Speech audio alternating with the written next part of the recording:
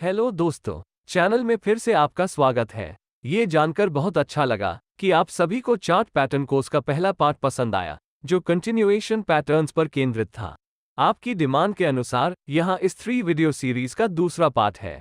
हमेशा की तरह आपके लिए क्वालिटी कंटेंट बनाने में काफ़ी मेहनत की गई है, इसलिए पहले ये सुनिश्चित कर लें कि आप वीडियो को लाइक करें। कृपया वीडियो को अंत तक देखें ताकि पूरा कॉन्सेप्ट समझ सके और इसे अपने दोस्तों और फेलो ट्रेडर्स के साथ शेयर भी करें।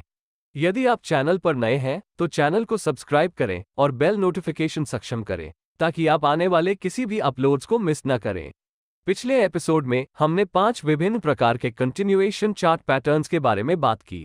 हालांकि इस वीडियो में हम रिवर्सल पैटर्न्स के बारे में बात करेंगे।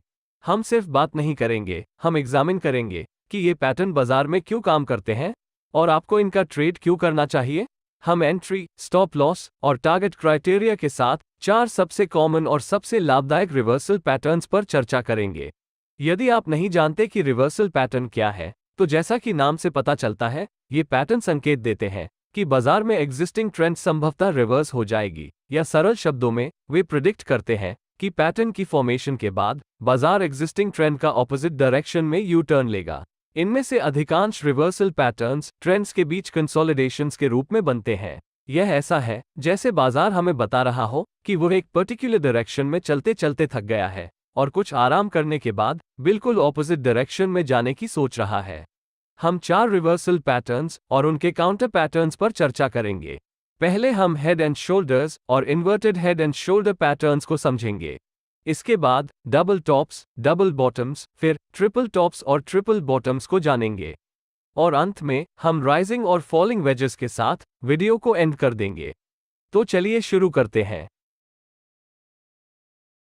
हेड एंड शोल्डर पैटर्न सबसे लोकप्रिय रिवर्सल चार्ट पैटर्न में से एक है, और क्योंकि यह लोकप्रिय है इसलिए गलती होने की संभावना भी अधिक है। आइए समझें कि पैटर्न वास्तव में क्या दर्शाता है। इस पैटर्न में 4 पार्ट्स होते हैं। पहला लेफ्ट शोल्डर, फिर हेड, फिर राइट शोल्डर और नेकलाइन। कुल मिलाकर पैटर्न सरल दिखता है, लेकिन वास्तव में इसका मतलब क्या है और क्यों इससे फर्क पड़ता है? आइए इसका अधिक डिटेल में एनालिसिस करें। हम लेफ्ट शोल्डर से शुरुआत करेंगे।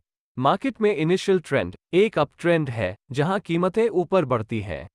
फिर बाजार करेक्शन या पुल बैक करता है। जैसे ही बाजार पुल बैक करता है तो लेफ्ट शोल्डर बनता है। इस पॉइंट पर यह नहीं बता सकता है कि मार्केट रिवर्स हो जाएगा, क्योंकि एक ट्रेंडिंग मार्केट में पुलबैक्स रेगुलरली फॉर्म होता है और यह सिर्फ एक और स्विंग लो हो सकता है जहां से कीमतें ऊपर जा सकती हैं। फिर बाजार पिछले स्विंग हाई से ऊपर ट्रेड करता है, जिससे एक हायर हाई बनता है। हालांकि सेलर्स कंट्रोल ले लेते हैं या ऊपर की ओर प्राइस रैली का ऑपोजिशन करते हैं और कीमत को पहले से बने स्विंग लो की ओर धकेल देते हैं। इस प्राइस एक्शन के परिणामस्वरूप जो स्विंग हाई बनता है वो पैटर्न का हेड होता है।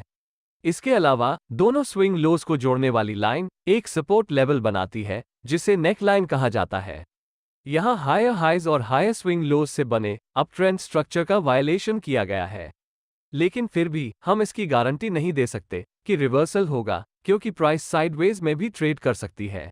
नेकलाइन से बायर्स कीमत को ऊपर उठाने का अंतिम प्रयास करते हैं, लेकिन वे प्रीवियस हाई या पैटर्न के हेड को तोड़ने में भी असफल होते हैं और एक बार फिर सेलर्स कंट्रोल लेते हैं और प्राइसेस को नेकलाइन की ओर धकेलते हैं। पिछले हाई की तुलना में ये लोअर हाई बनाता है, जो मार्केट सेंटिमेंट में बेरिशनेस की ओर बदलाव का संकेत देता है।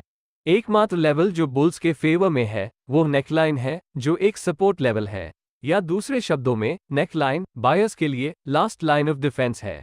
यदि प्राइस इसके नीचे ब्रेक हो जाती है तो बाजार नीचे जा सकता है और यह डाउन ट्रेंड की शुरुआत भी हो सकती है। तो basically head and shoulder pattern एक पॉसिबल ट्रेंड रिवर्सल होने का संकेत देता है, क्योंकि बायर्स कीमत को ऊपर बढ़ाने में विफल रहते हैं। अब सवाल आता है कि क्या सभी head and shoulder pattern trade करने के लायक हैं? दरअसल head and shoulder chart pattern पर ट्रेडिंग करने से पहले कुछ चीजें हैं जिन पर आप सीरियसली कंसिडर करना चाहिए। ये इससे संबंधित हैं कि head and shoulder chart pattern कितना रिलायबल है। सभी हेड एंड शोल्डर पैटर्न समान नहीं बनाए गए हैं, क्योंकि राइट शोल्डर कैसे बनता है यह एक महत्वपूर्ण क्राइटेरिया है जिसके आधार पर आप ये डिसाइड कर सके कि ब्रेकआउट का ट्रेड करना चाहते हैं या नहीं। उदाहरण के लिए, यदि आपके पास हेड एंड शोल्डर का पैटर्न है जिसमें राइट शोल्डर बहुत लंबा है, तो आप ब्रेकआउट खरीदने से बचना चाहेंगे। और ऐसा क्यों है? क्योंकि प्राइस राइट शोल्डर की हाइट से नेकलाइन या सपोर्ट एरिया तक लंबी दूरी तय कर चुकी है। ये रास्ते में अधिक सेलर्स को आकर्षित करती है। इसलिए मार्केट को सेलर्स द्वारा प्रॉफिट बुकिंग लेने की वजह से और सपोर्ट लेवल से खरीदारी करने की इच्छा रखने वाले ट्रेडर्स की ओर से बाइंग प्रेशर का सामना करना पड़ सकता है। इससे स्ट्रॉन्ग बाइंग प्रेशर बनता है, जिससे प्राइसेस में इंक्रीज होती है और पैटर्न फेल हो जाएगा। इसलिए सुनिश्चित करें कि राइट शोल्डर शैलो हो और यह हेड के 50% से नीचे रहे। इसके अलावा दो और चीजें हैं जिन पर आपको ध्यान देना चाहिए जब आप सबसे अच्छा हेड एंड शोल्डर पैटर्न को चुनते हैं। सबसे पहले मार्केट स्ट्रक्चर है और दूसरा है पैटर्न की ड्यूरेशन। इसको डिटेल में समझाऊंगा। ये सच है कि हेड एंड शोल्डर एक रिवर्सल चार्ट पैटर्न है, लेकिन यदि मार्केट बहुत मजबूत अप ट्रेंड में है तो एक सिंपल चार्ट पैटर्न पूरी अपमूव को रिवर्स करने की बहुत कम संभावना है। इसके बजाय मार्केट में अप ट्रेंड जारी रहने की चांसेस अधिक है। हो सकता है कि पैटर्न एक शॉर्ट टर्म रिट्रेसमेंट जनरेट कर सकता है, लेकिन पूरी तरह से रिवर्सल नहीं।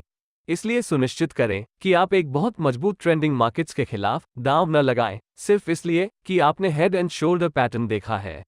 दूसरा फैक्टर पैटर्न की ड्यूरेशन है। आपके द्वारा फॉलो किए जाने वाले टाइम फ्रेम्स के आधार पर हेड एंड शोल्डर पैटर्न बनने में 200 दिन या 20 दिन या 20 मिनट्स लग सकते हैं। लेकिन कॉमन सेंस के साथ सोचो तो ये बहुत स्पष्ट है कि जिस पैटर्न को बनने में 200 दिन लगते हैं, वो 20 दिन में बनने वाले हेड एंड शोल्डर्स की तुलना में अधिक महत्वपूर्ण है, जो बदले में 20 मिनट में बनने वाले पैटर्न से अधिक रेलेवेंट है। आप पूछ सकते हैं कि ऐसा क्यों है? क्योंकि यदि मार्केट 200 डे पैटर्न के नेकलाइन को तोड़ता है, तो अधिक ट्रेडर्स या बायर्स होंगे जो सपोर्ट पर बाय करेंगे और मोस्ट ट्रेडर्स अपना स्टॉप लॉस नेकलाइन के नीचे रखेंगे। ये बायर्स ट्रैप हो जाएंगे और वे बाहर एग्जिट करने के लिए रश करेंगे या ब्रेकडाउन होने पर उनके sell stop loss orders trigger हो जाएंगे, जिससे सेलिंग प्रेशर और बढ़ जाएगा। जब आप 20 मिनट में बने पैटर्न का मामला लेते हैं तो ये हमेशा सच नहीं हो सकता है, क्योंकि कम लोगों को इसके बारे में पता होगा और पैटर्न आपको डिजायर्ड रिजल्ट नहीं दे सकता है। इसलिए हायर टाइम फ्रेम्स पर बने हेड एंड शोल्डर पैटर्न और जिसे बनने में अधिक समय लगता है, उसके सफल होने की संभावना अधिक होती है। अब इसका मतलब यह नहीं है कि जब प्राइस नेकलाइन तोड़ती है तो आप तुरंत शॉर्ट ट्रेड्स कर दें। Head and shoulder chart pattern का ट्रेडिंग करने के कुछ सर्वोत्तम तरीके हैं। मैं ट्रेड एंट्री टेक्निक्स से शुरुआत करूंगा। इस पैटर्न के लिए 4 पॉसिबल एंट्री मेथड्स हैं। पहली और सबसे अग्रेसिव एंट्री तब होती है जब प्राइस नेकलाइन से नीचे ब्रेक होती है। विचार यह है कि ब्रेकडाउन कैंडल नेकलाइन के नीचे क्लोज होने का इंतजार किया जाए और फिर ब्रेकडाउन कैंडल के क्लोज या लो प्राइस के नीचे एक शॉर्ट एंट्री ली जाए। इस टेक्निक का एडवांटेज यह है कि आप बहुत जल्दी किसी ट्रेड में एंट्री कर पाएंगे और शायद आपको बेस्ट पॉसिबल एंट्री प्राइस मिलेगा। लेकिन दोष ये है कि प्राइस रिवर्स हो सकती है और फॉल्स ब्रेकआउट दे सकती है और आपके स्टॉप लॉस को हिट कर सकती है। दूसरी एंट्री टेक्निक प्राइस बिल्डअप के बाद ब्रेकआउट से जुड़ी है। बिल्डअप का अर्थ है एक एरिया ऑफ वैल्यू के निकट कीमतों का टाइट कंसोलिडेशन, विशेष रूप से सपोर्ट या रेजिस्टेंस लेवल के निकट। आप मेरे प्राइस एक्शन कोर्स में सपोर्ट और रेजिस्टेंस के सीक्रेट्स के बारे में अधिक जान सकते हैं। इस मामले में हम नेकलाइन या सपोर्ट लेवल के पास प्राइस के टाइट कंसोलिडेशंस का इंतजार करेंगे और यदि प्राइस नीचे टूटता है तो आप ब्रेकडाउन कैंडल क्लोज के ठीक नीचे या लो प्राइस के नीचे अपनी ट्रेड एंट्री का रेफरेंस दे सकते हैं। इस मेथड का एडवांटेज स्पष्ट रूप से स्टॉप लॉस का टाइट प्लेसमेंट और एक अच्छा एंट्री प्राइस और बेहतर रिवॉर्ड टू रिस्क भी है, जिसके बारे में हम अगले सेक्शन में चर्चा करेंगे। लेकिन ड्रॉबैक ये है कि ब्रेकडाउन कैंडल बहुत बड़ी हो सकती है और आप बहुत लोअर प्राइसेस पर बेचेंगे। आप शायद सोच रहे होंगे, क्या होगा यदि बाजार में कोई बिल्डअप न हो और फिर भी गिरावट जारी रहे, तो क्या मैं ट्रेड से चूक नहीं जाऊंगा? यह एक रेलेवेंट क्वेश्चन है क्योंकि बिल्डअप्स रोज रोज नहीं होता है। एक अन्य कॉमन मेथड कीमतों में प्राइमरी पुलबैक की प्रतीक्षा करना है। ये टेक्निक आपको ब्रेकडाउन के बाद भी कीमतों में उतार चढ़ाव को पकड़ने की सुविधा देती है। यह इस तरह से काम करता है। यदि मार्केट बिना किसी बिल्डअप्स के ब्रेकडाउन हो जाता है, तो हम प्राइमरी पुलबैक होने की प्रतीक्षा करेंगे, जो कमजोर कैंडल्स के साथ प्राइसेस में एक टेम्पररी अपमूव है, जो आमतौर पर एक फ्लैग या पेनेंट पैटर्न जैसा दिखता है, जिसे आप क्लियरली ट्रेड करना जानते होंगे। और यदि मार्केट में गिरावट आती है, तो आप प्रीवियस स्विंग लो के ब्रेक पर शॉर्ट ट्रेड लेने पर विचार कर सकते हैं, या जब प्राइसेस डिक्लाइन होने लगती हैं तो तुरंत एंट्री कर सकते हैं। जैसा कि मैंने अभी मेंशन किया है, सबसे अच्छे पुलबैक्स शैलो रिट्रेसमेंट्स और स्मॉल बॉडीड कैंडल्स के साथ होते हैं। लेकिन क्या होगा अगर हमें एक स्टीप पुलबैक मिले, और वो भी लार्ज बॉडीड कैंडल्स के साथ? इस मामले में हम क्या करेंगे? यदि पुलबैक गहरा है तो हम प्रिंसिपल ऑफ पोलैरिटी के अनुसार नेकलाइन या previous support turn resistance level में प्राइसेस का फिर से रीटेस्ट करने की प्रतीक्षा करेंगे। ऑब्जर्व करें, यदि प्राइस नेकलाइन का दोबारा परीक्षण करती है तो shooting star, bearish engulfing pattern, evening star आदि जैसे कैंडलस्टिक्स के रूप में नेकलाइन से प्राइस रिजेक्शन की वेट करें। आप मेरे प्राइस एक्शन कोर्स में कैंडल्स का उपयोग करके रिवर्सल ट्रेडिंग करने के बारे में अधिक जान सकते हैं। यदि आपको लगता है कि प्राइस रिजेक्शन है तो आप अगली कैंडल पर शॉर्ट एंट्री कर सकते हैं। ये रीटेस्ट टेक्निक आपको अपनी एंट्री को टाइम करने और बेहतर प्राइसेस पर बाजार में शॉर्टिंग करने की सुविधा भी देती है। लेकिन डाउनसाइड ये है कि प्राइस हमेशा रीटेस्ट नहीं करेगी और आप ट्रेड से पूरी तरह चूक सकते हैं। ध्यान रखने योग्य एक और महत्वपूर्ण बात यह है कि लेफ्ट शोल्डर और हेड के फॉर्मेशन के दौरान वॉल्यूम्स कम होना चाहिए, जो बाइंग इंटरेस्ट में कमी का संकेत देता है, और राइट शोल्डर के फॉर्मेशन के दौरान और ब्रेकआउट के दौरान भी वॉल्यूम्स बढ़ना चाहिए, जिससे इंक्रीज्ड सेलिंग इंटरेस्ट की पुष्टि होती है। इसलिए सुनिश्चित करें कि आप सही समय पर सही एंट्री टेक्निक्स का उपयोग करें। अब हम अपने एंट्री क्राइटेरिया के संबंध में स्टॉप लॉसेस लगाने के बारे में बात करते हैं। जैसा कि मैंने कई बार चर्चा की है, आपका स्टॉप लॉस उस लेवल पर होगा जिसका उल्लंघन होने पर आपका ट्रेडिंग सेटअप इनवैलिड हो जाएगा। चूंकि हम हेड एंड शोल्डर पैटर्न से डील कर रहे हैं, आपका स्टॉप लॉस ऐसे लेवल पर होना चाहिए जो पैटर्न को पूरी तरह से इनवैलिडेट कर दे। सच कहो तो यदि प्राइसेस राइट शोल्डर से ऊपर जाती है तो पैटर्न इनवैलिड हो जाएगा। इसलिए यदि आपकी एंट्री बहुत अग्रेसिव थी जब प्राइसेस नेकलाइन से टूटती थी, तो आपको अपना स्टॉप लॉस पैटर्न के राइट शोल्डर पर या उससे ऊपर सेट करना चाहिए। अब अगर आपने नेकलाइन के पास बिल्डअप्स के बाद शॉर्ट एंट्री ली है तो क्या होगा? इससे आपको अधिक टाइट स्टॉप लॉस लगाने की आज़ादी मिलती है, प्रेफरेबली बिल्डअप कंसोलिडेशन के ठीक ऊपर, जो रिवॉर्ड टू रिस्क रेशियो को बूस्ट देगा। मान लीजिए कि आप दोनों एंट्रीज से चूक गए और प्राइसेस में प्राइमरी पुलबैक आने के बाद आपने मार्केट को शॉर्ट कर दिया। फिर अपना स्टॉप लॉस पुलबैक कैंडल्स के ग्रुप में हाईएस्ट प्राइस के ऊपर या नेकलाइन के ठीक ऊपर सेट करें, यदि पुलबैक नेकलाइन के बहुत करीब बना है। लास्ट मेथड ये है कि यदि आप रीटेस्ट के बाद एंट्री करते हैं, इस सिनेरियो में स्टॉप लॉस को रीटेस्ट कैंडल्स के ग्रुप की सबसे हाईएस्ट विक के ठीक ऊपर रखा जा सकता है, या आप अधिक कंजर्वेटिव हो सकते हैं और स्टॉप लॉस को पैटर्न के राइट शोल्डर के ऊपर रख सकते हैं।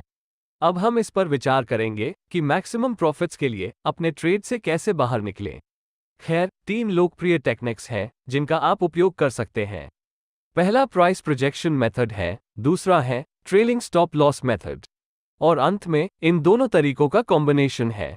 आइए मैं उनमें से प्रत्येक को समझाऊं। प्राइस प्रोजेक्शन एक क्लासिकल चार्टिंग टेक्निक है जो यह निर्धारित करती है कि प्राइस मूव कहां समाप्त हो सकती है। ये प्राइस एग्जॉस्शन पर केंद्रित है। विचार सरल है, प्राइसेस एक पैटर्न की हाईएस्ट विड्थ के बराबर दूरी तय करेगी। इस पैटर्न की सबसे अधिक विड्थ नेकलाइन से हेड तक होती है, तो आपको बस हेड से नेकलाइन तक की विड्थ पहचाननी है। फिर इस दूरी को नेकलाइन से नीचे की ओर प्रोजेक्ट करें। दूसरी मेथड बड़े ट्रेंड्स राइड करने के लिए अपने स्टॉप लॉस को ट्रेल करने की तरह है। यदि आपने पिछले एपिसोड फॉलो किया है तो आप जानते हैं कि बाजारों में मैसिव ट्रेंड्स राइड करने के लिए अपने स्टॉप लॉस को कैसे ट्रेल किया जाए। ऐसा करने का एक तरीका यह है कि आप अपने स्टॉप लॉस को मूविंग एवरेजेस के साथ ट्रेल करें। मूविंग एवरेज का सिलेक्शन उस टाइम फ्रेम पर निर्भर करेगा जिस पर आप ट्रेडिंग कर रहे हैं। शॉर्ट टर्म ट्रेंड्स के लिए 20 मूविंग एवरेज काम करेगी, मीडियम ड्यूरेशन की ट्रेंड्स के लिए 50 मूविंग एवरेज एक अच्छा चॉइस होगा, और लॉन्ग टर्म ट्रेंड्स के लिए 100 या 200 मूविंग एवरेजेस सबसे अच्छा ऑप्शन है। विचार यह है कि जब तक प्राइस ट्रेलिंग स्टॉप लॉस से ऊपर न चली जाए तब तक ट्रेंड पर बने रहें, और जब प्राइस इसके ऊपर चली जाती है तो आप अपनी पोजीशन से बाहर निकल सकते हैं। अंतिम मेथड इन दोनों मेथड्स के कॉम्बिनेशन का उपयोग करती है। आप प्राइस प्रोजेक्शन लेवल पर अपने आधे पोजीशन से बाहर निकलते हैं और ट्रेलिंग स्टॉप लॉस का उपयोग करके बाकी पोजीशंस पर राइड करते हैं। ऐसा करने से आप कुछ अच्छे प्रॉफिट्स जमा कर पाएंगे और बाजार के रिवर्सल्स का शिकार नहीं होंगे। अब मैं कुछ और पॉइंट्स जोड़ना चाहूंगा कि चार्ट्स पर इस पैटर्न का ट्रेड कब और कहां करना है।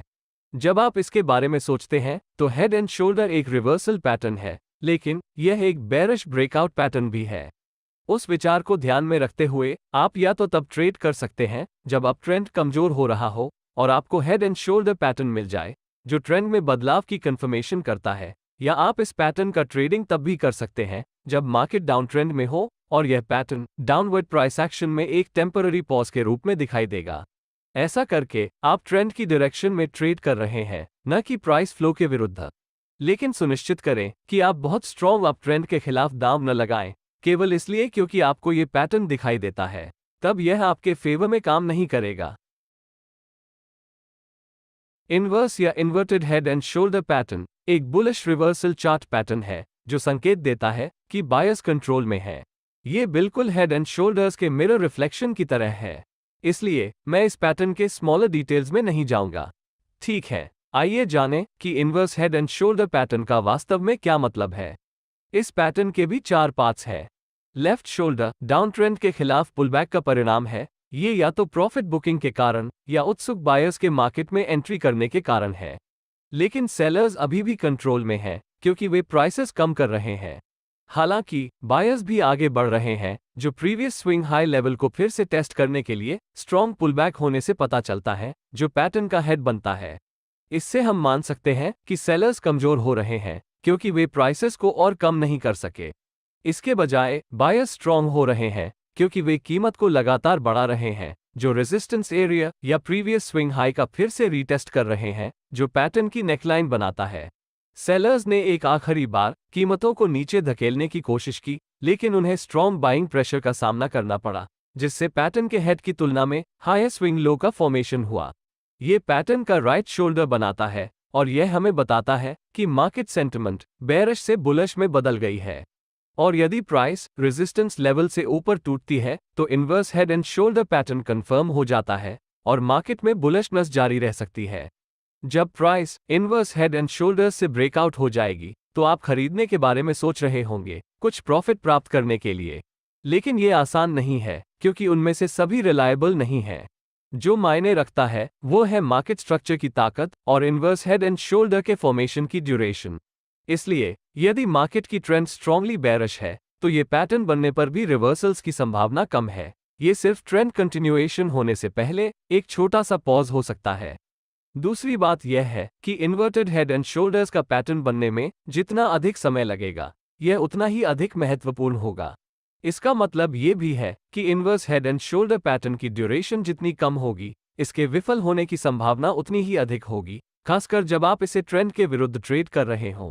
ये भी ध्यान रखें कि राइट शोल्डर कैसे बनता है। यह इस बात के लिए एक महत्वपूर्ण क्राइटेरिया है कि आप ब्रेकआउट का व्यापार करना चाहते हैं या नहीं। मान लीजिए कि आपके पास एक inverted head and shoulder pattern है जिसमें लंबा राइट शोल्डर है, तो आप ब्रेकआउट खरीदने से बचना चाहते हैं। यह महत्वपूर्ण क्यों है? क्योंकि प्राइस राइट शोल्डर के लो लेवल से रेजिस्टेंस एरिया तक लंबी दूरी तय कर चुकी है। ये रास्ते में अधिक बायर्स को आकर्षित करती है। इसलिए मार्केट को बायर्स द्वारा प्रॉफिट बुकिंग के कारण और उन ट्रेडर्स जो रेजिस्टेंस पर बेचना चाहते हैं, इससे सेलिंग प्रेशर का सामना करना पड़ सकता है। इससे स्ट्रॉन्ग सेलिंग प्रेशर बनता है जिससे प्राइसेस में गिरावट आती है। तो एक रूल जिसका आप पालन कर सकते हैं वो ये है कि राइट शोल्डर पैटर्न के हेड के 50% से ऊपर होना चाहिए। अब बात करते हैं कि आप inverse head and shoulder pattern का ट्रेड कब करते हैं। भले ही यह एक रिवर्सल पैटर्न है, यह आइडिया प्रोमिनेंट है कि इन्वर्स हेड एंड शोल्डर एक बुलिश ब्रेकआउट पैटर्न है। इसलिए जब मार्केट में अप ट्रेंड हो तो इस पैटर्न पर ट्रेड करना समझदारी है। और जब आप अप ट्रेंड में inverse head and shoulder pattern का ट्रेड करते हैं तो आपने अपना जीतने की संभावना बढ़ा दी है, क्योंकि अब आप ट्रेंड के साथ ट्रेडिंग कर रहे हैं, न कि इसके खिलाफ। ट्रेडिंग करने का एक और अवसर तब होता है जब आप इस पैटर्न को डाउन ट्रेंड के अंत में देखते हैं और inverse head and shoulder pattern इस बात की पुष्टि करता है कि मौजूदा डाउन ट्रेंड कमजोर हो रहा है और ऐसी संभावना है कि मार्केट रिवर्स हो सकता है और ऊपर जा सकता है। लेकिन सुनिश्चित करें कि आप इस पैटर्न को बहुत स्ट्रॉन्ग डाउन ट्रेंड्स में ट्रेड न करें, क्योंकि ऐसे मामलों में ट्रेंड में बदलाव की संभावना बहुत कम होती है। अब ये सीखने के लिए आगे बढ़ें कि जब आपको पैटर्न दिखे तो इस पैटर्न पर ट्रेड कैसे करें। हम पहले एंट्री क्राइटेरिया पर चर्चा करेंगे। सबसे अग्रेसिव एंट्री तब होती है जब प्राइस नेकलाइन या रेजिस्टेंस के ऊपर ब्रेक हो जाती है। विचार यह है कि ब्रेकआउट कैंडल नेकलाइन के ऊपर क्लोज होने की प्रतीक्षा की जाए और फिर ब्रेकआउट कैंडल के क्लोजिंग प्राइस या हाई प्राइस के ऊपर एक लॉन्ग एंट्री ली जाए। इस टेक्निक का लाभ यह है कि आप बहुत जल्दी किसी ट्रेड में एंटर कर पाएंगे और शायद आपको बेस्ट पॉसिबल एंट्री प्राइस मिलेगा। लेकिन दोष ये है कि प्राइस रिवर्स हो सकती है और फॉल्स ब्रेकआउट दे सकती है और आपके स्टॉप लॉस को प्रभावित कर सकती है। दूसरी एंट्री टेक्निक प्राइस बिल्डअप्स के बाद ब्रेकआउट है। ऐसा तब होता है जब हम रेजिस्टेंस लेवल या नेकलाइन के पास कीमतों का टाइट कंसोलिडेशन देखते हैं। जब आप रेजिस्टेंस लेवल पर बिल्डअप्स देखते हैं तो यह आपको बताता है कि प्रॉफिट टेकिंग और लेवल से शॉर्ट सेलिंग के बावजूद हायर प्राइसेस पर खरीदने के लिए बाइंग प्रेशर अवेलेबल है। साथ ही जो ट्रेडर्स इस लेवल पर शॉर्ट गए उनके buy stop loss orders resistance level से ऊपर होने की संभावना है। इसलिए जब प्राइस रेजिस्टेंस से ब्रेकआउट हो जाती है तो स्टॉप लॉस का इस क्लस्टर प्राइसेस को ऊपर उठाने के लिए फ्यूल प्रदान करेगा। और यदि मार्केट ऊपर ब्रेकआउट होता है तो आप अपने लॉन्ग ट्रेड एंट्रीज को ब्रेकआउट कैंडल के क्लोजिंग प्राइस या हाई प्राइस के ऊपर सेट कर सकते हैं। इस मेथड का उपयोग करने का एडवांटेज स्पष्ट रूप से स्टॉप लॉस का टाइट प्लेसमेंट और रिवॉर्ड टू रिस्क रेशियो में इंप्रूवमेंट के साथ साथ एक बहुत अच्छा एंट्री प्राइस भी है। लेकिन ड्रॉबैक ये है कि ब्रेकडाउन कैंडल की रेंज बहुत बड़ी हो सकती है और आप बहुत हाई प्राइसेस पर खरीदेंगे। अब क्या होगा यदि मार्केट बिल्डअप्स नहीं बनाता है या यह एक लार्ज ब्रेकआउट कैंडल बनाता है और ऊपर की ओर बढ़ना जारी रखता है? यदि आप अबव मेंशन दोनों एंट्रीज से चूक गए हैं तो अनदर मेथड जो आप कंसिडर कर सकते हैं वो प्राइसेस में प्राइमरी पुलबैक की प्रतीक्षा करना है। ये टेक्निक आपको ब्रेकआउट के बाद भी प्राइसेस में उतार चढ़ाव को पकड़ने में मदद करती है। यदि मार्केट बिना किसी बिल्डअप्स के ब्रेकआउट करता है तो हम प्राइमरी पुलबैक होने की प्रतीक्षा करेंगे जो कमजोर कैंडल्स के साथ कीमतों में एक टेम्पररी डाउन मूव है। और यदि मार्केट में पुलबैक आती है तो आप प्रीवियस स्विंग हाई के ब्रेकआउट पर लॉन्ग एंट्री लेने के बारे में सोच सकते हैं या जब प्राइसेस बढ़ने लगती है तो तुरंत एंट्री कर सकते हैं। जैसा कि मैंने अभी मेंशन किया है, सबसे अच्छे पुलबैक्स शैलो रिट्रेसमेंट और स्मॉल बॉडीड कैंडल्स के साथ बनते हैं। लेकिन क्या होगा अगर हमें लार्ज बॉडीड कैंडल्स के कारण स्टीप पुलबैक का सामना करना पड़े? फिर हम क्या करेंगे? यदि पुलबैक गहरा है तो हम नेकलाइन या पिछले रेजिस्टेंस टर्न सपोर्ट लेवल पर फिर से रीटेस्ट करने के लिए प्राइस का इंतजार करेंगे जहां हम बायर्स के आने की उम्मीद करते हैं।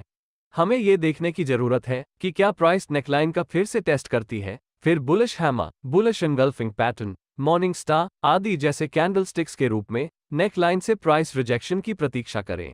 यदि आपको लगता है कि प्राइस रिजेक्शन है तो आप अगली कैंडल पर लॉन्ग एंट्री ले सकते हैं। ये रीटेस्ट टेक्निक आपको अपनी एंट्री को टाइम करने और यहां तक कि बेहतर प्राइसेस पर पोजीशंस लेने की सुविधा देती है।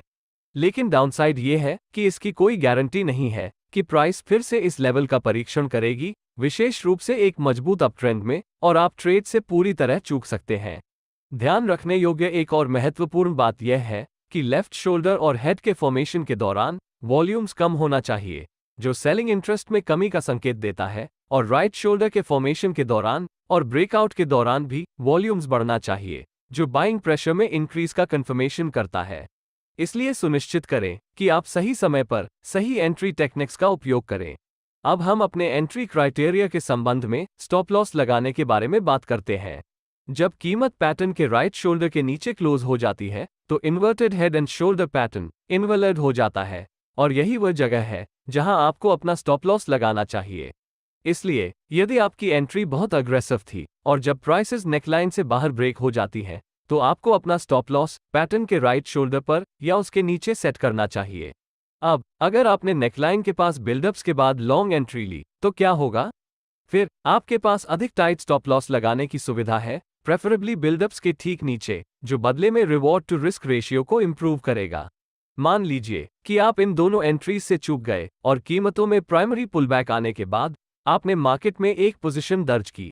फिर अपने स्टॉप लॉस को पुलबैक कैंडल्स के ग्रुप में सबसे लोएस्ट प्राइस के नीचे या नेकलाइन के ठीक नीचे सेट करें, यदि पुलबैक नेकलाइन के बहुत करीब बना है। अंतिम मेथड ये है कि यदि आप रीटेस्ट के बाद एंट्री कर रहे हैं, इस सिनेरियो में स्टॉप लॉस को रीटेस्ट कैंडल्स के ग्रुप की सबसे हाईएस्ट विक के ठीक नीचे रखा जा सकता है, या आप अधिक कंजर्वेटिव हो सकते हैं और लॉन्ग विक्स से बचने के लिए स्टॉप लॉस को पैटर्न के राइट शोल्डर के नीचे रख सकते हैं। अब हम देखेंगे कि मैक्सिमम प्रॉफिट्स के लिए अपने ट्रेड से कैसे बाहर निकलें। जैसा कि पहले बताया गया है, 3 लोकप्रिय टेक्निक्स हैं जिनका आप उपयोग कर सकते हैं। पहला प्राइस प्रोजेक्शन मेथड है, दूसरा है ट्रेलिंग स्टॉप लॉस मेथड और लास्ट इन दोनों तरीकों का कॉम्बिनेशन है।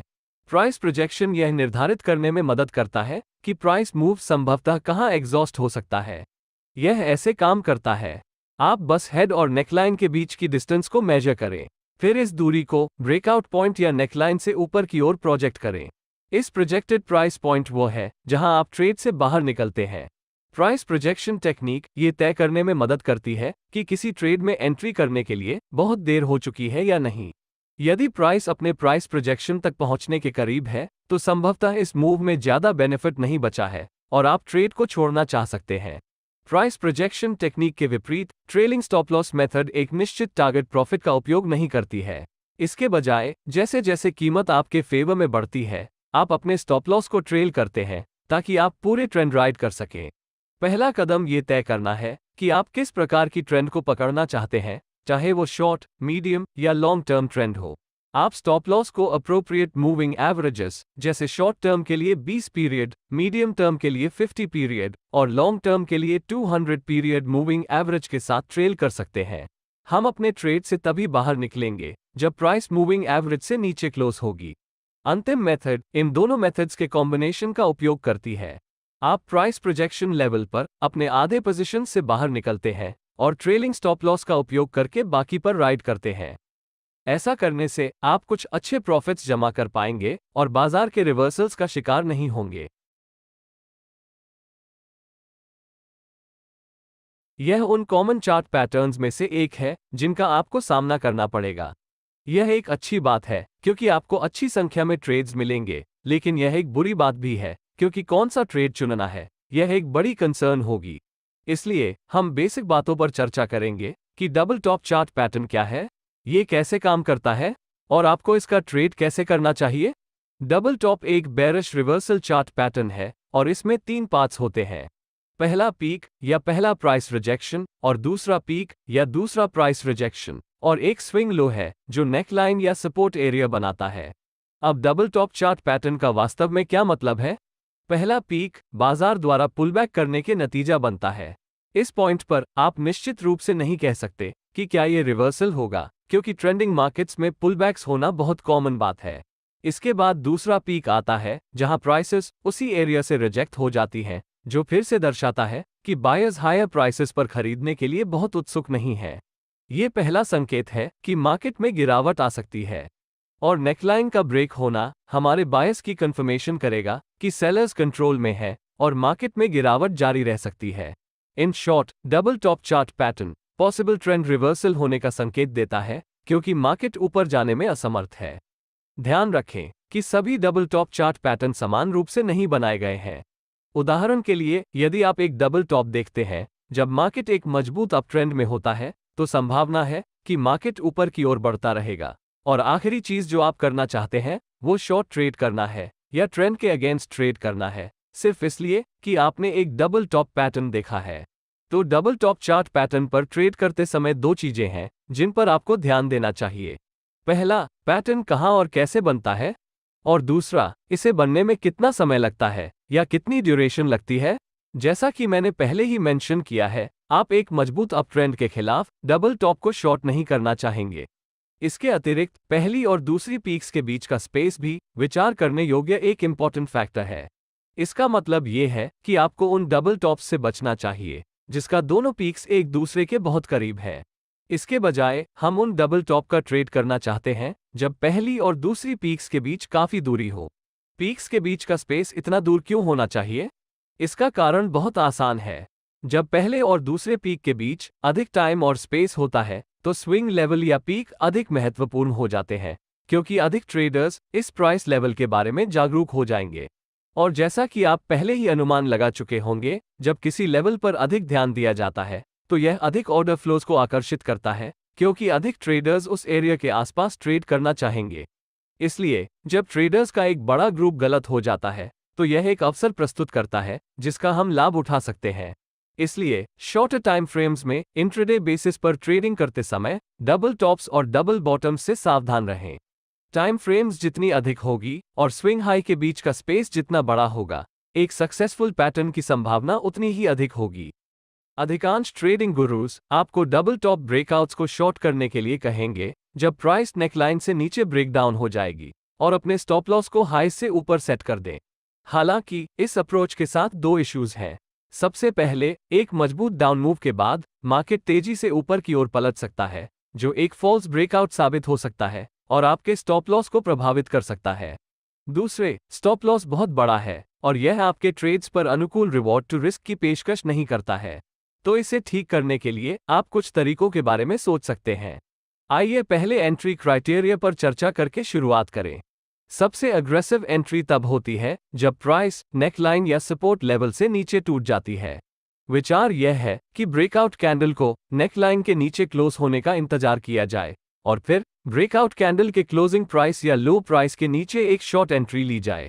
कैंडल के क्लोज होने की प्रतीक्षा करने से यह सुनिश्चित हो जाएगा कि कैंडल नेकलाइन के नीचे क्लोज हो गई है और यह सुझाव देती है कि यह फॉल्स ब्रेकआउट नहीं है। इस टेक्निक का दूसरा फायदा यह है कि आप बहुत अर्ली स्टेज में ही ट्रेड में एंट्री कर पाएंगे, लेकिन ड्रॉबैक यह है कि ब्रेकआउट कैंडल का साइज बहुत बड़ा हो सकता है, जो रिवॉर्ड टू रिस्क को बुरी तरह से कम कर सकता है। कुछ मामलों में नेकलाइन के पास प्राइस बढ़ने का इंतजार करना हमेशा फायदेमंद होता है, जो इस पैटर्न में सपोर्ट लेवल के रूप में कार्य करता है। जब बिल्डअप्स के बाद प्राइस नेकलाइन से नीचे ब्रेक हो जाएगी, तो हम एक शॉर्ट ट्रेड करेंगे। इससे ट्रेड सक्सेस की हाई प्रोबेबिलिटी सुनिश्चित होगी, क्योंकि जो ट्रेडर्स नेकलाइन या सपोर्ट के पास लॉन्ग पोजीशंस ली है, उनके sell stop loss orders support level से नीचे रखे जाएंगे और यदि मार्केट में गिरावट जारी रहती है, तो उन्हें अपना लॉसेस को कट करना होगा। एक बार जब प्राइस सपोर्ट लेवल से नीचे आ जाती है, तो ये सभी स्टॉप लॉस ऑर्डर्स हिट होंगे, जिससे सेलिंग प्रेशर बढ़ जाएगा, जिससे सक्सेस की संभावना बढ़ जाएगी। इसके अतिरिक्त ये trade favourable risk to reward भी सुनिश्चित करेगा, क्योंकि आपके पास बहुत टाइट स्टॉप लॉस होगा। वैसे भी इस अप्रोच के साथ समस्या यह है कि ब्रेकआउट कैंडल बहुत बड़ी हो सकती है और दूसरा प्रॉब्लम यह है कि केवल लिमिटेड नंबर्स में ही ट्रेड्स अवेलेबल हैं। अब यदि आप ब्रेकआउट ट्रेड से चूक गए तो क्या होगा? क्या यह अंत है?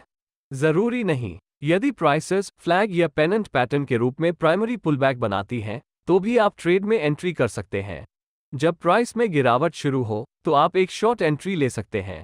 प्राइमरी पुलबैक कमजोर कैंडल्स के साथ प्राइसेस में एक टेम्पररी अपमूव है, जो संभवतः प्रॉफिट बुकिंग के कारण होती है। एक अच्छा पुलबैक शैलो होता है और कमजोर कैंडल्स से जुड़ा होता है। लेकिन क्या होगा अगर हमें लार्ज बॉडीड कैंडल्स के कारण स्टीप पुलबैक का सामना करना पड़े? फिर हम क्या करेंगे? फिर हम नेकलाइन पर प्राइस के रीटेस्ट की तलाश कर सकते हैं, जो अब एक रेजिस्टेंस लेवल की तरह बिहेव करेगा, जहां हम सेलर्स के मार्केट में एंट्री होने की उम्मीद कर सकते हैं। इसलिए यदि प्राइस रीटेस्ट करता है, तो नेकलाइन से प्राइस रिजेक्शन की प्रतीक्षा करें, जो shooting star, bearish engulfing pattern, evening star आदि जैसे कैंडलस्टिक्स का रूप में होता है। यदि आपको लगता है कि प्राइस रिजेक्शन हुआ है, तो आप प्राइसेस नीचे की ओर मूव होने पर एक शॉर्ट एंट्री ले सकते हैं। ये रीटेस्ट एंट्री किसी भी अन्य एंट्री मेथड्स की तुलना में बेहतर एंट्री प्राइस प्रदान करती है, लेकिन डाउनसाइड ये है कि प्राइसेस हमेशा रीटेस्ट नहीं करती हैं। विशेष रूप से स्ट्रॉन्ग मार्केट ट्रेंड्स में पुलबैक या रीटेस्ट की उम्मीद नहीं होती है। अबव एवरेज वॉल्यूम्स, RSI और MACD आदि जैसे अन्य इंडिकेटर्स के साथ ब्रेकआउट की कंफर्मेशन करना सुनिश्चित करें। अब आइए स्टॉप लॉस क्राइटेरिया पर चर्चा करें। आपका स्टॉप लॉस उस लेवल पर होगा जिसका ब्रीच होने पर आपका ट्रेडिंग सेटअप इनवैलिड हो जाएगा। चूंकि हम एक डबल टॉप पैटर्न पर ट्रेड कर रहे हैं, हमारा स्टॉप लॉस ऐसे लेवल पर होना चाहिए जो पैटर्न को पूरी तरह से इनवैलिडेट कर दे। उस अर्थ में यदि प्राइस पैटर्न के स्विंग हाई से ऊपर जाती है, तो पैटर्न इनवैलिड हो जाएगा। लेकिन इसमें एक छोटा सा ट्विस्ट है। नंबर 1, स्टॉप लॉस बहुत बड़ा हो सकता है और इसलिए रिवॉर्ड टू रिस्क बहुत कम होगा। दूसरे, मार्केट टॉप रेजिस्टेंस लेवल तक जा सकता है और आपके स्टॉप लॉस को ट्रिगर करने के बाद लोअर लेवल्स पर वापस जा सकता है, बस एक ट्रिपल टॉप पैटर्न बनाने के लिए, और फिर पैटर्न को पूरा करते हुए नीचे की ओर बढ़ सकता है। तो मैं जो सलाह देता हूं वह ये है कि या तो अपने स्टॉप लॉस को स्विंग टॉप और नेकलाइन के बीच 50% के लेवल पर रखें, या यदि ये दूरी बहुत बड़ी है तो ब्रेकडाउन कैंडल हाई के ठीक ऊपर ATR इंडिकेटर का उपयोग करके पर्याप्त बफर स्पेस के साथ अपना स्टॉप लॉस सेट करें। ये हमारा स्टॉप लॉस हो सकता है यदि आपकी एंट्री बहुत अग्रेसिव थी, यानी जब प्राइस नेकलाइन से टूट गई तो आप सीधे शॉर्ट ट्रेड ली गए। अब अगर आपने नेकलाइन के पास बिल्डअप्स के बाद शॉर्ट एंट्री ली तो क्या होगा? फिर आपको अधिक टाइट और हैसल फ्री स्टॉप लॉस लगाने की आज़ादी मिलती है, प्रेफरेबली बिल्डअप या कंसोलिडेशन के ठीक ऊपर, जो आपके रिवॉर्ड टू रिस्क रेशियो को बढ़ावा देगा। मान लीजिए कि आप इन दोनों एंट्रीज से चूक गए और प्राइसेस के प्राइमरी पुलबैक बनने के बाद आपने मार्केट को शॉर्ट कर दिया, तो अपने स्टॉप लॉस को पुलबैक कैंडल्स के ग्रुप में हाईएस्ट प्राइस से ऊपर या नेकलाइन के ठीक ऊपर सेट करें, यदि पुलबैक नेकलाइन के बहुत करीब बना है। अंतिम मेथड ये है कि यदि आप रीटेस्ट के बाद एंट्री कर रहे हैं, इस सिनेरियो में स्टॉप लॉस को रीटेस्ट कैंडल्स के ग्रुप की सबसे हाईएस्ट विक के ठीक ऊपर रखा जा सकता है, या आप अधिक कंजर्वेटिव हो सकते हैं और स्टॉप लॉस को पैटर्न की विड्थ के 50% पर रख सकते हैं। ठीक है, जैसा कि आपने अनुमान लगाया होगा, आपके ट्रेड से एग्जिट करने की 3 टेक्निक्स हैं। पहला प्राइस प्रोजेक्शन मेथड है, दूसरा ट्रेलिंग स्टॉप लॉस मेथड है, और अंत में इन दोनों तरीकों का कॉम्बिनेशन है। प्राइस प्रोजेक्शन प्राइस एग्जॉस्शन पर केंद्रित है। विचार यह है कि ब्रेकआउट के बाद प्राइसेस पैटर्न की हाईएस्ट विड्थ के बराबर डिस्टेंस तय करेगी। इस पैटर्न की सबसे हाईएस्ट विड्थ नेकलाइन से लेकर स्विंग हाई तक है, तो आपको बस स्विंग टॉप से नेकलाइन तक की दूरी की पहचान करनी है। फिर इस दूरी को नेकलाइन से नीचे की ओर प्रोजेक्ट करें। इससे आपको डिजायर्ड प्रॉफिट टारगेट मिलेगा। अपने स्टॉप लॉस को ट्रेल करने का दूसरा तरीका बड़ी ट्रेंड्स को राइड करने का है। हम ट्रेल करने के लिए विभिन्न पीरियड्स की मूविंग एवरेज का उपयोग करेंगे। मूविंग एवरेजेस का सिलेक्शन उस टाइम फ्रेम पर निर्भर करेगा जिस पर आप ट्रेड कर रहे हैं। शॉर्ट टर्म ट्रेंड्स को पकड़ने के लिए 20 मूविंग एवरेज का उपयोग करें, मीडियम पीरियड के ट्रेंड्स के लिए 50 मूविंग एवरेज का उपयोग करें, और लॉन्ग टर्म ट्रेंड्स के लिए 100 या 200 मूविंग एवरेजेस का उपयोग करें। हम ट्रेड से तभी बाहर निकलेंगे जब प्राइस ट्रेलिंग स्टॉप लॉस से ऊपर क्लोज हो जाएगी। अंतिम मेथड इन दोनों मेथड्स के कॉम्बिनेशन का उपयोग करती है। आप प्राइस प्रोजेक्शन लेवल पर अपने आधे पोजीशन से बाहर निकलते हैं और ट्रेलिंग स्टॉप लॉस का उपयोग करके बाकी पर राइड करते हैं। ऐसा करने से आप कुछ अच्छे प्रॉफिट्स जमा कर पाएंगे और बाजार के रिवर्सल्स का शिकार नहीं होंगे। एक और महत्वपूर्ण जानकारी है जिसे मैं शेयर करना चाहता हूं, जो हाई लेवल ऑफ एक्यूरेसी और विन रेट के साथ डबल टॉप खोजने और ट्रेड करने से संबंधित है, जिसमें मल्टीपल टाइम फ्रेम एनालिसिस का उपयोग शामिल है। ये कॉन्सेप्ट बहुत सरल है। पहला स्टेप आपकी ट्रेडिंग स्टाइल के आधार पर हायर टाइम फ्रेम पर एक डाउन ट्रेंड मार्केट या डाउन ट्रेंड प्राइस एक्शन की पहचान करना है। आप टाइम फ्रेम सिलेक्शन पर वीडियो देख सकते हैं, मैं डिस्क्रिप्शन सेक्शन में वीडियो लिंक डालूंगा। अब हायर टाइम फ्रेम पर प्राइस के रेजिस्टेंस एरिया तक पहुंचने की प्रतीक्षा करें।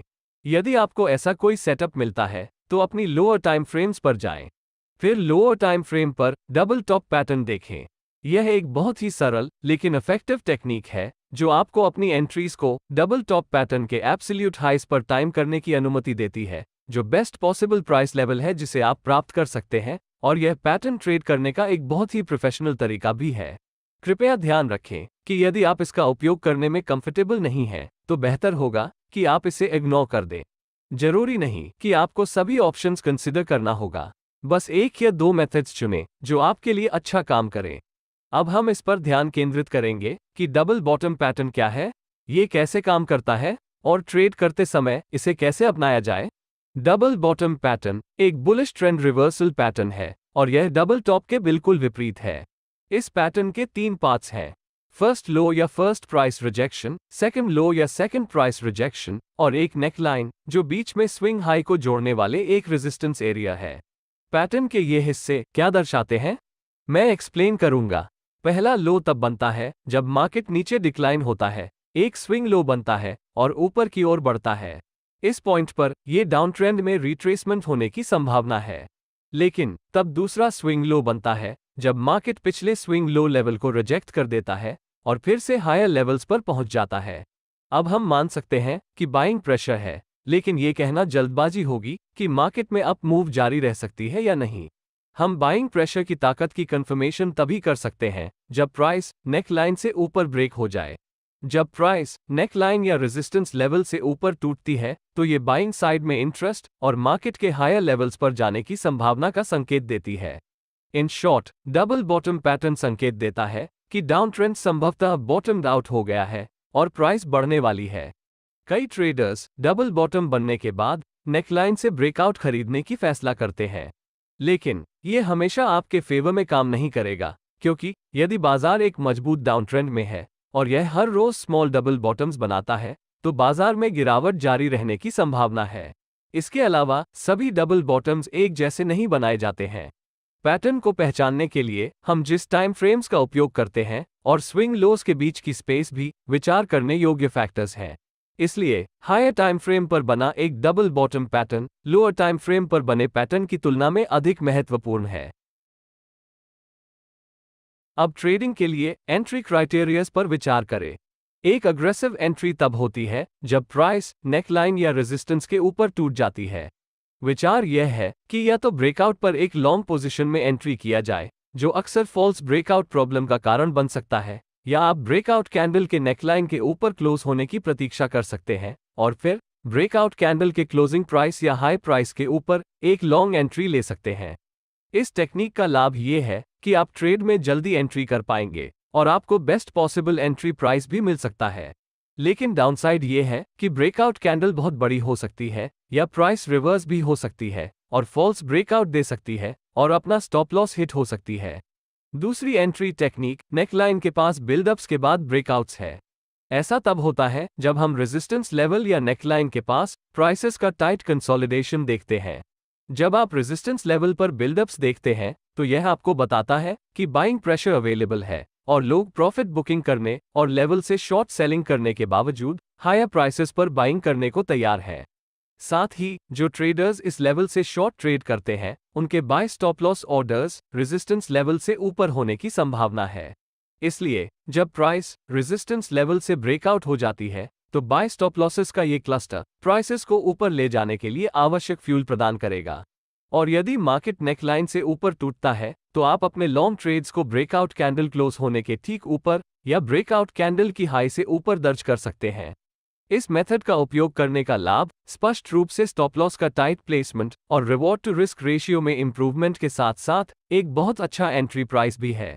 लेकिन ड्रॉबैक ये है कि ब्रेकडाउन कैंडल की रेंज बहुत बड़ी हो सकती है और आप बहुत प्रीमियम प्राइस पर खरीदेंगे।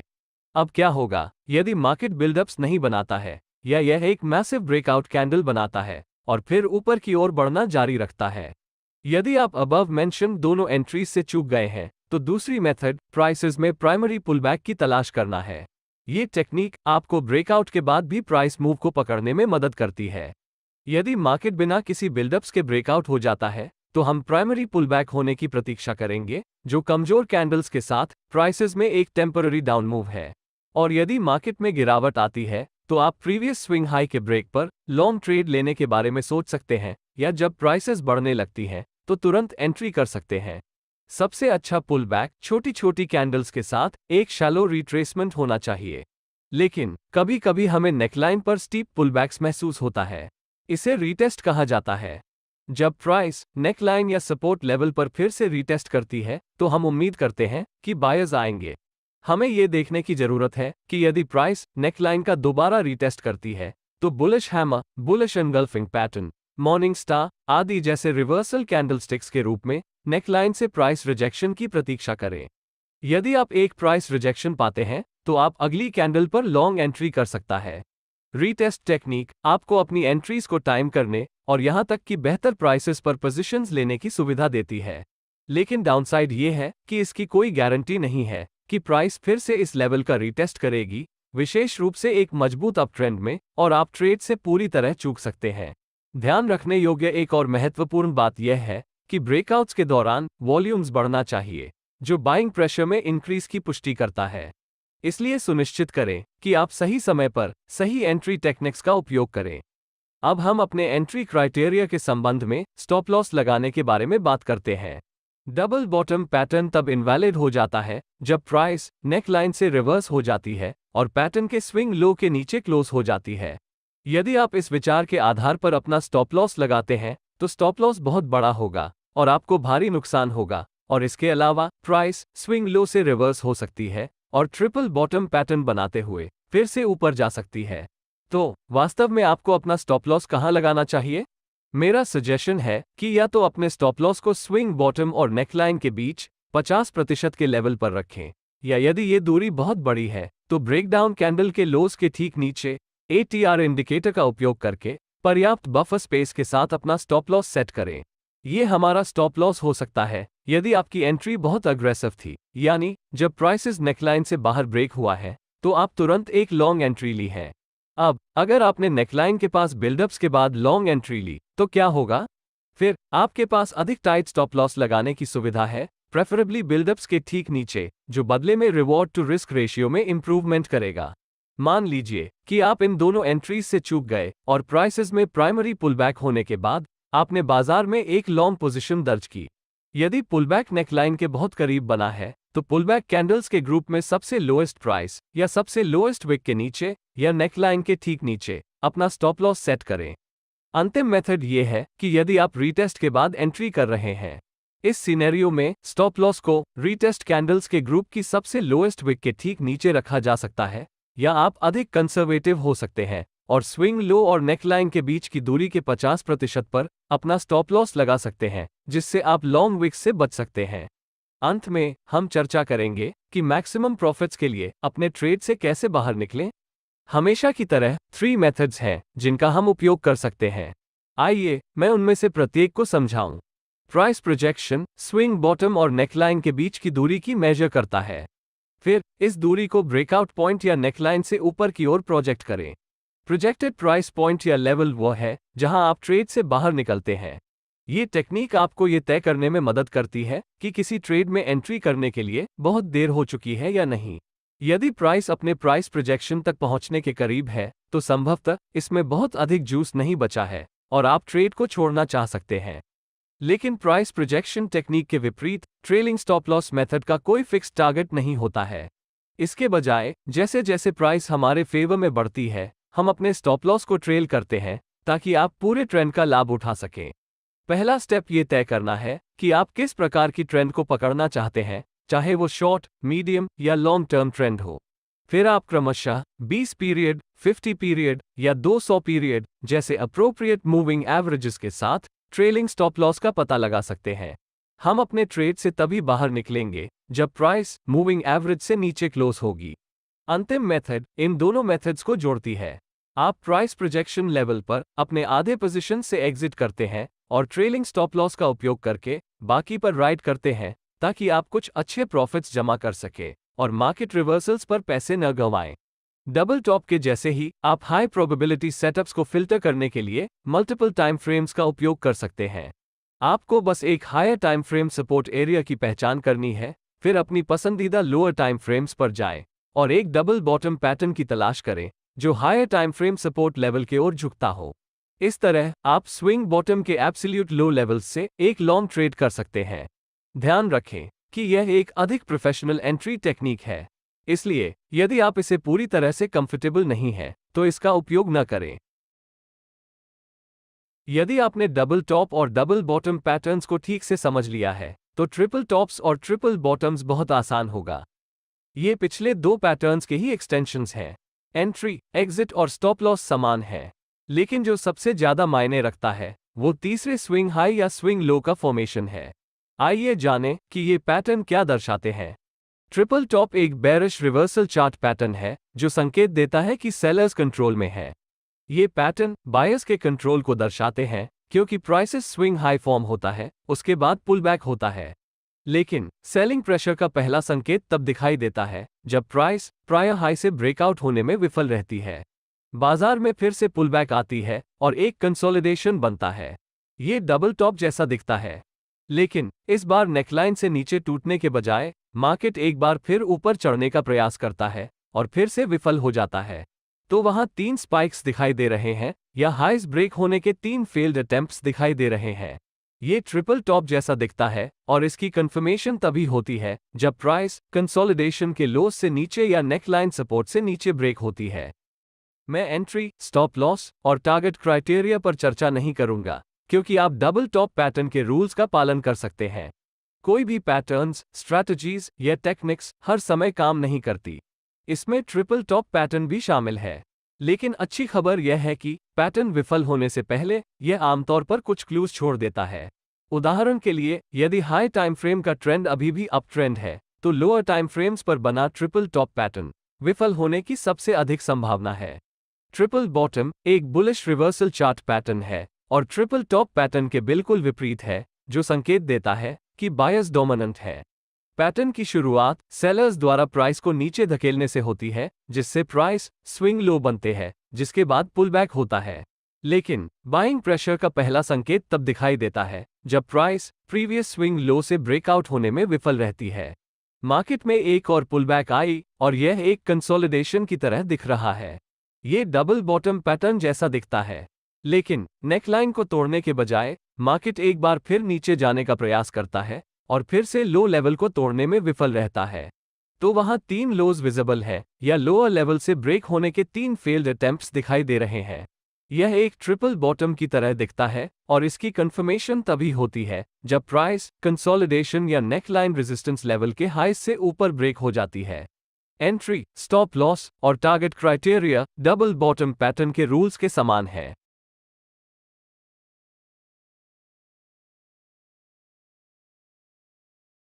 राइजिंग वेज एक लोकप्रिय बेरिश पैटर्न है।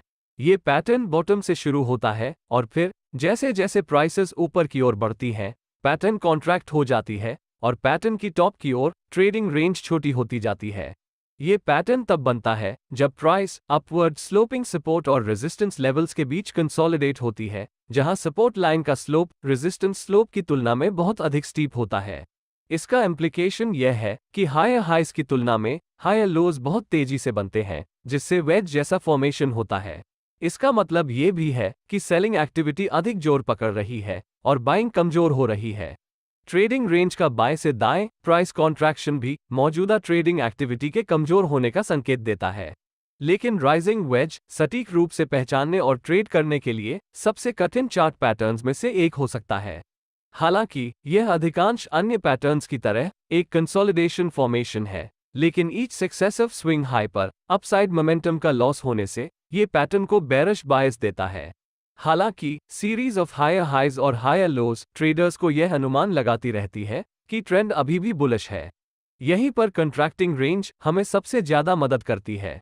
इसके अलावा इसे एक राइजिंग वेज के रूप में पहचानने के लिए प्राइस को अपवर्ड स्लोपिंग रेजिस्टेंस और सपोर्ट लाइंस का कम से कम 2 बार टेस्ट करना चाहिए। अब चौंकाने वाला फैक्ट ये है कि राइजिंग वेज पैटर्न रिवर्सल या कंटिन्यूएशन पैटर्न दोनों हो सकता है। ये प्राइस चार्ट पर उसकी पोजीशन पर निर्भर करता है। लेकिन अधिक महत्वपूर्ण जानकारी यह है कि इस पैटर्न रिवर्सल या कंटिन्यूएशन होने के बावजूद राइजिंग वेजेस बेरिश नेचर के हैं। हम इसी पर ध्यान केंद्रित करेंगे। एडेड एडवांटेज यह है कि हम इस पैटर्न को अप ट्रेंड के अंत में या डाउन ट्रेंड के दौरान शॉर्ट टर्म प्रॉफिट बुकिंग के कारण कंसोलिडेशंस के रूप में देख सकते हैं। लेकिन पैटर्न की बेरिश कंफर्मेशन तब तक नहीं होती जब तक कि upward sloping support line convincing तरीके से नहीं ब्रेक हो जाती। आइडियली हम उम्मीद करते हैं कि प्राइसेस बढ़ने और वेज पैटर्न बनने के कारण वॉल्यूम्स में गिरावट आएगी और सपोर्ट लाइन ब्रेक होने पर वॉल्यूम्स में एक्सपेंशन या राइज होगी, जिसे बेरिश कंफर्मेशन के रूप में लिया जा सकता है। आप मोमेंटम में बदलाव का पता लगाने के लिए RSI या MACD जैसे मोमेंटम इंडिकेटर्स का भी उपयोग कर सकते हैं। वैसे भी जब प्राइस सपोर्ट लाइन को तोड़ती है तो निश्चित रूप से हमारा बायस हमेशा ब्रेकडाउन पर सेल करने की ओर होता है। प्राइसेस में कंसोलिडेशन के साथ ट्रेडर्स को पता है कि एक बड़ी गिरावट आने वाली है, इसलिए वे ऊपर या नीचे ब्रेकआउट की उम्मीद करेंगे।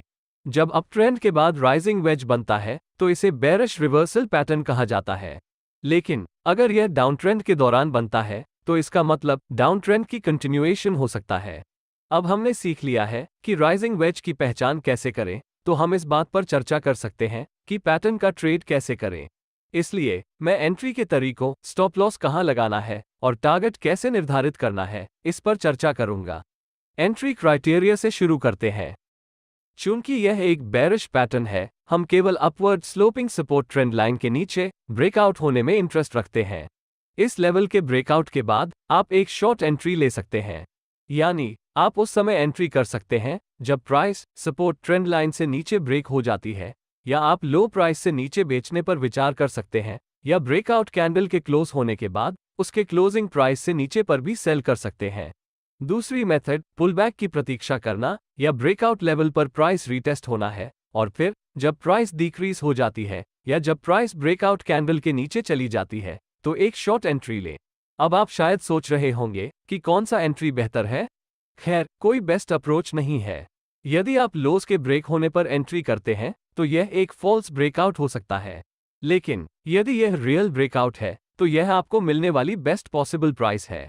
ऑल्टरनेटिवली, यदि आप लो लेवल से नीचे प्राइस क्लोज होने की प्रतीक्षा करते हैं तो आप फॉल्स ब्रेकआउट की संभावना कम कर देंगे। लेकिन यदि ब्रेकआउट मजबूत है तो आप बहुत लोअर प्राइसेस पर एंट्री करते हैं। पुलबैक या रीटेस्ट की प्रतीक्षा करने का भी यही मामला है, जो अक्सर तब नहीं होता है जब मार्केट में स्ट्रॉन्ग ट्रेंड चल रहा हो और वास्तव में आप ट्रेड से पूरी तरह चूक जाएंगे।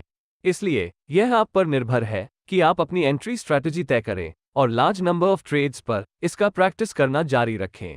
वॉल्यूम्स और अन्य इंडिकेटर्स का उपयोग करके ब्रेकआउट की वैलिडिटी की कंफर्मेशन करने की हमेशा अनुशंसा की जाती है। एवरेज से अधिक वॉल्यूम्स अधिकांश समय ब्रेकआउट को वैलिडेट कर सकता है, क्योंकि यह मार्केट पार्टिसिपेंट्स की इंटरेस्ट को दर्शाता है, और कम वॉल्यूम वाले ब्रेकआउट्स फेल होने की सबसे अधिक संभावना है। MACD और RSI जैसे मोमेंटम इंडिकेटर्स का उपयोग करने से आपको रियल ब्रेकआउट्स की पहचान करने में भी मदद मिल सकती है। आइए अब हम स्टॉप लॉस निर्धारित करने के क्राइटेरिया पर ध्यान केंद्रित करें। राइजिंग वेज पैटर्न पर ट्रेड करते समय अपना स्टॉप लॉस कैसे सेट करें? आप अपने स्टॉप लॉस को सपोर्ट और रेजिस्टेंस, स्विंग हाई या लो इत्यादि जैसे ऑब्वियस लेवल्स पर सेट नहीं करना चाहते हैं।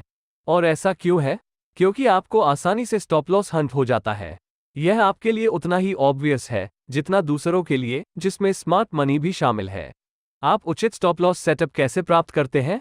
यह आसान है। जैसा कि मैंने बार बार मेंशन किया है, आपका स्टॉप लॉस उस लेवल पर होना चाहिए जिसे पार करने पर आपका ट्रेडिंग सेटअप इनवैलिड हो जाए। हम यहां राइजिंग वेज पर ट्रेडिंग कर रहे हैं, और जब price top trend line resistance के ऊपर ब्रेक और क्लोज होती है तो पैटर्न इनवैलिड होता है। इसलिए आपको अपना स्टॉप लॉस इस रेजिस्टेंस लेवल से ऊपर रखना होगा। अभी भी लंबी विक्स की संभावना है जो आपके स्टॉप लॉस को ट्रिगर कर सकती है और फिर डिजायर्ड डायरेक्शन में नीचे जा सकती है। इसलिए एक्स्ट्रा सेफ्टी रहने के लिए आपको ATR इंडिकेटर का उपयोग करके अपने स्टॉप्स को मार्केट स्ट्रक्चर से कुछ दूरी पर सेट करके अपने ट्रेड्स को अधिक सांस लेने की जगह देनी होगी। अपने स्टॉप लॉस लेवल को सबसे रीसेंट स्विंग हाई लेवल से 1 ATR अबव सेट करें। और अंत में आइए जानें कि राइजिंग वेज पैटर्न के लिए टारगेट्स कैसे निर्धारित करें। अब ऐसे कई तरीके हैं जिनसे आप अपने विनर्स को कैश इन कर सकते हैं। सबसे आम तरीकों में से एक है प्री डिटर्मिन्ड प्रॉफिट टारगेट रखना। टारगेट को वेज के हाईएस्ट विड्थ या वेज के सपोर्ट से रेजिस्टेंस तक के सबसे वाइडेस्ट पोर्शन की ऊंचाई लेकर इस दूरी को ट्रेंड लाइन ब्रेकआउट पॉइंट से नीचे प्रोजेक्ट कर सकता है। आप अपने स्टॉप लॉस को तब तक ट्रेल करना भी चुन सकते हैं जब तक बाजार आपको ट्रेड से बाहर न कर दे। ये बेहतर ऑप्शन क्यों है? इस बारे में सोचें। राइजिंग वेज पैटर्न आमतौर पर डाउन ट्रेंडिंग मार्केट में या अप ट्रेंड के अंत में दिखाई देता है। ऐसी कंडीशंस में ट्रेंड के जारी रहने की बहुत अधिक संभावना है, और इसको राइड करने का एकमात्र तरीका अपने स्टॉप लॉस को ट्रेल करना है। अब अपने स्टॉप लॉस को बेस्ट पॉसिबल मैनर से ट्रेल करने के लिए आप मूविंग एवरेजेस या चैनल स्टॉप्स का उपयोग कर सकते हैं, और केवल तभी ट्रेड से बाहर निकल सकते हैं जब मार्केट इसके ऊपर क्लोज होता है। इसके अलावा यदि आप प्रोजेक्शन मेथड और ट्रेलिंग स्टॉप लॉस मेथड दोनों के कॉम्बिनेशन का उपयोग करते हैं तो ये बहुत बेहतर है, क्योंकि आप प्रोजेक्शन मेथड का उपयोग करके प्राइस मूव को गेज कर सके ताकि अपने प्रॉफिट्स का एक हिस्सा वहां लॉक इन कर सके और फिर बाकी की पोजीशंस ट्रेलिंग स्टॉप लॉस का उपयोग करके राइड कर सकें, जिससे आपके साइकोलॉजी पर कोई प्रभाव नहीं पड़ता है और रिवर्सल के कारण होने वाले किसी भी नुकसान से बचा जा सकता है।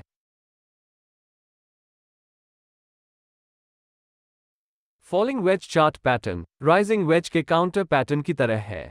ये तब बनता है जब मार्केट दो कन्वर्जिंग सपोर्ट और रेजिस्टेंस लाइंस के बीच कंसोलिडेट होता है। फॉलिंग वेज के लिए सपोर्ट और रेजिस्टेंस लाइंस को नीचे की डायरेक्शन में पॉइंट करना होगा या उन्हें नीचे की ओर स्लोप होना चाहिए, और रेजिस्टेंस लाइन सपोर्ट लाइन से अधिक स्टीप होनी चाहिए।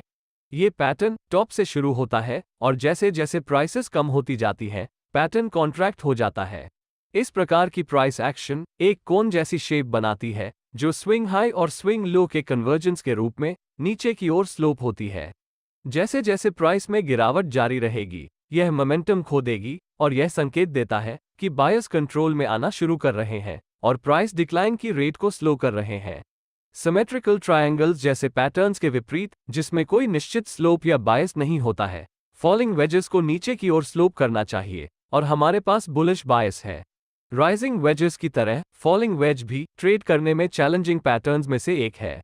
फॉलिंग वेज पैटर्न को बुलिश कंटिन्यूएशन और बुलिश रिवर्सल पैटर्न दोनों के रूप में देखा जाता है, जो पैटर्न की पहचान में कुछ कंफ्यूजन पैदा करता है। दोनों सिनारियोज में अलग अलग मार्केट कंडीशंस शामिल हैं जिन्हें ध्यान में रखा जाना चाहिए। जब फॉलिंग वेज दिखाई देती है, तब कंटिन्यूएशन और रिवर्सल पैटर्न को अलग करने वाला डिफरेंशिएटिंग फैक्टर ट्रेंड की डायरेक्शन है। यदि फॉलिंग वेज एक अप ट्रेंड में दिखाई देता है, तो यह एक कंटिन्यूएशन पैटर्न है, और यदि यह डाउन ट्रेंड में दिखाई देता है, तो यह एक रिवर्सल पैटर्न है। हालांकि इस बुलिश बायस को तब तक महसूस नहीं किया जा सकता जब तक downward sloping resistance breakout convincing रूप से न हो जाए। कन्विंसिंग से मेरा मतलब है कि जैसे जैसे पैटर्न बाएं से दाएं बढ़ता है, वॉल्यूम्स में डिक्लाइन आनी चाहिए, या बस वॉल्यूम्स को कंट्रैक्टिंग प्राइसेस के साथ कॉन्ट्रैक्ट करना चाहिए, जो एग्जिस्टिंग प्राइस ट्रेंड को कमजोर दिखाता है, और रेजिस्टेंस लाइन के ऊपर ब्रेकआउट एवरेज से अधिक वॉल्यूम्स के साथ होना चाहिए, जो मार्केट पार्टिसिपेंट्स के बीच इंटरेस्ट में इंक्रीज का संकेत देता है। आप पैटर्न की रिलायबिलिटी कंफर्म करने के लिए RSI, MACD आदि जैसे मोमेंटम इंडिकेटर्स का भी उपयोग कर सकते हैं। अब हम एंट्री क्राइटेरिया के बारे में बात करेंगे। तो अपने एंट्री का बेहतर टाइम कैसे करें? खैर, इसे करने के कुछ तरीके हैं। पहला तरीका यह है कि जब प्राइस रेजिस्टेंस ट्रेंड लाइन से ऊपर ब्रेक हो जाए, तो लॉन्ग ट्रेड करनी चाहिए। आपको बस रेजिस्टेंस लेवल के ऊपर एक बाय ऑर्डर देना है, और जब प्राइस इस लेवल से ऊपर पहुंच जाएगी, तो आप तुरंत लॉन्ग होगा। यदि ब्रेकआउट रियल है, तो यह एंट्री के लिए बेस्ट पॉसिबल प्राइसेस में से एक है। लेकिन यह तरीका बहुत जोखिम भरा है, और संभावना है कि यह फॉल्स ब्रेकआउट हो सकता है। यह अगली मेथड पिछले अप्रोच के समान है। एकमात्र अंतर यह है कि आप प्राइस को ट्रेंडलाइन रेजिस्टेंस के ऊपर ब्रेक और क्लोज होने का इंतजार करते हैं। कैंडल क्लोज होने के बाद आप ब्रेकआउट कैंडल हाई से ऊपर लॉन्ग एंट्री कर सकते हैं। इससे फॉल्स ब्रेकआउट की संभावना कम हो जाएगी। लेकिन यदि प्राइस की मोमेंटम मजबूत है, तो आप बहुत प्रीमियम प्राइसेस पर अपने ट्रेड में एंट्री करेंगे। यदि आप एक एक्सपीरियंस ट्रेडर हैं, तो आप मार्केट में तब भी एंट्री कर सकते हैं जब प्राइस पैटर्न की ऊपरी ट्रेंड लाइन पर पुलबैक या रीटेस्ट आ जाती है। यह आपको ट्रेड में एंट्री करने में मदद कर सकता है, भले ही आप ब्रेकआउट मूव मिस आउट कर गए हो, और यह ब्रेकआउट कैंडल के क्लोज होने की वेट करने की तुलना में बेहतर एंट्री प्राइसेस प्रदान करता है। इस अप्रोच के साथ समस्या यह है कि मार्केट हर बार पुलबैक या रीटेस्ट नहीं दे सकता है। एक बार फिर आप अपने अप्रोच में कंजर्वेटिव या अग्रेसिव हैं या नहीं, इसके आधार पर अपनी पसंद का एंट्री टाइप चुन सकते हैं। वॉल्यूम्स और अन्य इंडिकेटर्स के साथ ब्रेकआउट को वैलिडेट करना सुनिश्चित करें कि क्या वास्तव में मार्केट पार्टिसिपेंट्स में प्राइसेस ऊपर मूव करने में इंटरेस्ट है। उचित स्टॉप लॉस कैसे सेट करें ताकि आप बहुत जल्दी स्टॉप आउट न हो? अब इससे कोई फर्क नहीं पड़ता कि आप ब्रेकआउट या पुलबैक आदि का ट्रेड कर रहे हैं, क्योंकि कॉन्सेप्ट एक ही है। आपका स्टॉप लॉस ऐसे स्थान पर होना चाहिए जहां पहुंचने पर आपका ट्रेडिंग सेटअप इनवैलिड हो जाएगा। इसका मतलब यह है कि यदि मार्केट स्टॉप लॉस पर पहुंच जाता है, तो आपको ऑटोमैटिकली पता चल जाएगा कि आप गलत था। इसलिए रेजिस्टेंस लेवल से नीचे स्टॉप लॉस एक अच्छा आइडिया नहीं है। फिर और कहां? इसके बारे में सोचो। अपना स्टॉप लॉस सेट करने के लिए आइडियल प्लेस कहां है, ताकि यदि मार्केट उस तक पहुंच जाए तो आपको पता चले कि फॉलिंग वेज पैटर्न इनवैलिड हो गया। चूंकि पैटर्न हायर स्विंग लोज बनाता है, और यदि प्राइस सबसे रीसेंट स्विंग लो से नीचे जाती है या downward sloping trend line support से नीचे टूटती है, तो हम शो हो सकते हैं कि हमारा एनालिसिस गलत था। तो ये बिल्कुल वही जगह है जहां आपको अपना स्टॉप लॉस रखना चाहिए, यानी रीसेंट स्विंग लो या सपोर्ट लेवल के ठीक नीचे। आप रीसेंट स्विंग लो या सपोर्ट के नीचे 180R बफर जोड़कर प्राइसेस को कुछ ब्रीदिंग स्पेस दे सकते हैं। मुझे आशा है कि यह क्लियर है। अब अपने विनर्स को कैसे कैश इन करें? सबसे आम तरीकों में से एक है प्री डिटर्मिन्ड प्रॉफिट टारगेट रखना। टारगेट को वेज के टॉप की विड्थ या सपोर्ट से रेजिस्टेंस तक वेज के सबसे वाइडेस्ट पोर्शन की विड्थ लेना, और फिर इस दूरी को ट्रेंडलाइन ब्रेकआउट पॉइंट से ऊपर की ओर प्रोजेक्ट की जा सकता है। आप अपने स्टॉप लॉस को ट्रेल करने का निर्णय भी ले सकते हैं। ट्रेलिंग स्टॉप लॉस ये सुनिश्चित करने में मदद करता है कि आप पूरी ट्रेंड पर राइड कर सके। अब अपने स्टॉप लॉस को बेस्ट पॉसिबल मैनर से ट्रेल करने के लिए आप मूविंग एवरेज या चैंडलियर स्टॉप्स का उपयोग कर सकते हैं और केवल तभी ट्रेड से बाहर निकल सकते हैं जब मार्केट इसके नीचे क्लोज हो जाता है। यदि आप मूविंग एवरेज का उपयोग कर रहे हैं तो 20, 50 या 200 पीरियड के एवरेजेस का उपयोग करें, जो इस बात पर निर्भर करता है कि आपके पास शॉर्ट टर्म, मीडियम टर्म या लॉन्ग टर्म ट्रेड ऑब्जेक्टिव है। इसके अलावा यदि आप इन दोनों तरीकों के कॉम्बो का उपयोग करते हैं तो ये बहुत बेहतर है, ताकि आप प्रोजेक्शन मेथड का उपयोग करके पहले से ही प्राइस मूव की पोटेंशियल को गेज कर सकें, ताकि अपने प्रॉफिट्स का एक हिस्सा वहां लॉक इन कर सकें और फिर बाकी पोजीशंस पर ट्रेलिंग स्टॉप लॉस का उपयोग करके राइड कर सकें, जिससे आपके साइकोलॉजी पर असर न पड़े और रिवर्सल के कारण होने वाले किसी भी नुकसान से बचा जा सके। अब यह एक ही वीडियो में सभी मेजर रिवर्सल पैटर्न्स हैं। मुझे आशा है कि यह वीडियो आपको प्रत्येक पैटर्न के पीछे के लॉजिक को समझने में मदद करेगा। अगर वीडियो उपयोगी लगा हो तो कृपया इस वीडियो को लाइक जरूर करें। मुझे इस वीडियो पर कम से कम 1000 लाइक्स चाहिए, तभी मैं इस सीरीज का तीसरा पार्ट पोस्ट करूंगा, क्योंकि इन्हें अंडरस्टैंडेबल बनने में बहुत समय और मेहनत लगती है। तो इसे अपने दोस्तों और फेलो ट्रेडर्स के साथ शेयर करें। चार्ट पर इन पैटर्न्स को पहचानने के लिए सीखना और प्रैक्टिस करना सुनिश्चित करें और कई चार्ट्स पर उनका बैकटेस्ट करें, ये देखने के लिए कि कौन सा पैटर्न्स आपके लिए काम करता है। सभी नए वीडियो अपडेट्स पाने के लिए चैनल को सब्सक्राइब करना सुनिश्चित करें और बेल आइकॉन को अनेबल करें। मैं आप लोगों से अगले वीडियो में मिलूंगा।